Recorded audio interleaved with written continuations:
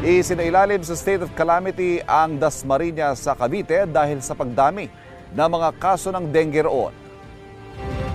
Ayon sa City Health Office, as of November 21, pumalo sa mahigit 1,000 ang mga kaso ng dengue sa kanilang lungsod. 400% ang itinaas niyan kumpara sa mahigit 200 kasong naitala noong 2023. 7 naiulat na namatay. Ilan daw sa mga nakaapekto sa pagtaas ng kasong malalang dengue virus strain, ang climate change at basura.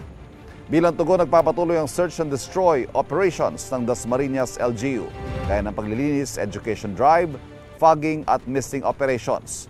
Nagpaalala naman ng Department of Health sa publiko, lalo na sa mga lugar na tinamaan ng sunod-sunod na bagyo, alisin ang mga nakaimbak na tubig na posibleng pamunggaran ng lamok at agad magpakonsulta kung may sintomas ng dengue.